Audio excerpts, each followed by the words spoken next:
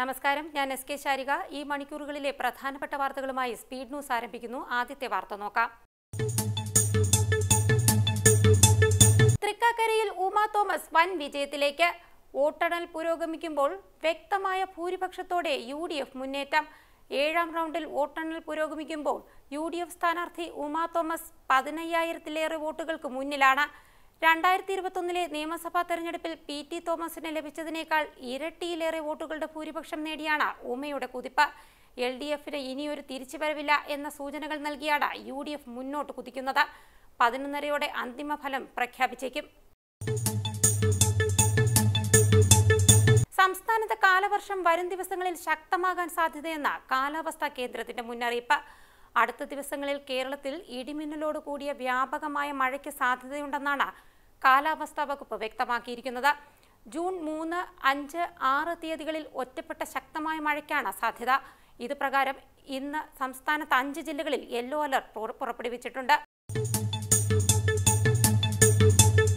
കൊച്ചിയിൽ നടിയെ ആക്രമിച്ച കേസിൽ അന്തിമ അന്വേഷണ റിപ്പോർട്ട് നൽകാൻ സമയം നീട്ടി നൽകണമെന്ന ക്രൈംബ്രാഞ്ച് ഹർജിയിൽ ഹൈക്കോടതി ഇന്ന് വിധി പറയും. ജസ്റ്റിസ് കൗസർ എടവക്കത്താണ് വിധി പറയുക. 3 മാസം സമയം നീട്ടി നൽകണമെന്നാണ് ക്രൈംബ്രാഞ്ചിന്റെ ആവശ്യം.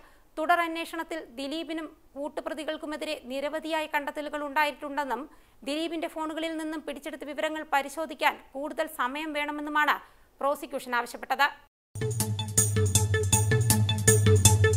ഗ്യാൻവാപി തർക്കത്തിൽ വിശ്വാസത്തിന്റെ ചില പ്രശ്നങ്ങളുണ്ടെന്നും കോടതിയുടെ തീരുമാനം എല്ലാവരും അംഗീകരിക്കണമെന്നും വ്യക്തമാക്കി RSS മേധാവി മോഹൻ ഭാഗവത്. എന്നാൽ എല്ലാ പള്ളികളിലും ശിവലിംഗം കണ്ടെത്തിയെന്നുള്ള തർക്കം എല്ലാ ദിവസവും തുടങ്ങേണ്ട കാര്യമില്ലെന്നും മോഹൻ ഭാഗവത് പറഞ്ഞു.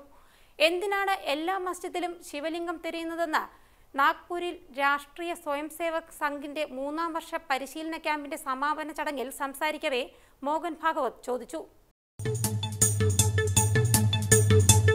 ജമ്മുകാശ്മീരിലെ ബുദ്ഗാമിൽ വ്യാഴാഴ്ച ഭീകരർ നടത്തിയ വെടിവെപ്പിൽ കുടിയേറ്റ തൊഴിലാളി കൊല്ലപ്പെട്ടു. ബീഹാറിൽ നിന്നുള്ള 17-കാരനായ ദിൽഖുഷ് കുമാർ എന്ന കുടിയേറ്റ തൊഴിലാളിയാണ് കൊല്ലപ്പെട്ടത്. മറ്റൊരാൾക്ക് പരിക്കേൽക്കുകയും ചെയ്തു.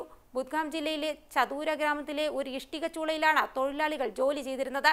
ഇവരെ ഉടൻ തന്നെ ശ്രീനഗറിലെ SMMH ആശുപത്രിയിൽ എത്തിച്ചിരുന്നെങ്കിലും ദിൽഖുഷ് മരണപ്പെടുകയായിരുന്നു. കൊല്ലപ്പെട്ട പഞ്ചാബി ഗായകൻ സിദ്ധു മൂസേവാലയുടെ പോസ്റ്റ്മോർട്ടം റിപ്പോർട്ട് പുറത്ത്. മൂസേവാല വെടിയേറ്റ 15 മിനിറ്റിനുള്ളിൽ മരിച്ചുവെന്ന പോസ്റ്റ്മോർട്ടം റിപ്പോർട്ടിൽ പറയുന്നു. 19 വെടിയുണ്ടകളാണ് അദ്ദേഹത്തിന്റെ ശരീരത്തിൽ നിന്നും പുറത്തെടുത്തത്. മെയ് 29-നാണ് സിദ്ധു മൂസേവാല കൊല്ലപ്പെടുന്നത്. പഞ്ചാബിലെ മാൻസ ജില്ലയിൽ വെച്ച് കാറിൽ സഞ്ചരിക്കുകയായിരുന്ന സിദ്ധു മൂസേവാലയ്ക്ക് നേരെ ഒരു സംഘം ആളുകൾ വെടിവെക്കുകയായിരുന്നു.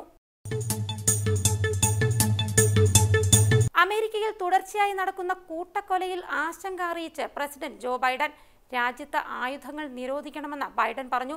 പരിശോധനകൾ ശക്തമാക്കണമെന്നും ആയുധങ്ങൾ വാങ്ങാനുള്ള കുറഞ്ഞ പ്രായം 18-ൽ നിന്നും 21-ആക്കി മാറ്റണമെന്നും ബൈഡൻ അഭിപ്രായപ്പെട്ടു.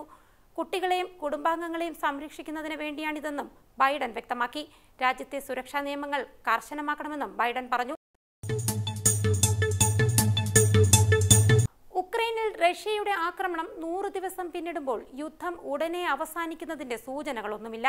രാജ്യത്തിന്റെ 5-1 റഷ്യ പിടിച്ചെന്ന് സമ്മതിക്കുന്ന Ukraine president Volodymyr Zelenskyy Russia പിടിച്ച പ്രദേശങ്ങൾ ഒന്നൊന്നായി തിരിച്ചു പിടിക്കുകയാണെന്നും അവകാശപ്പെട്ടു.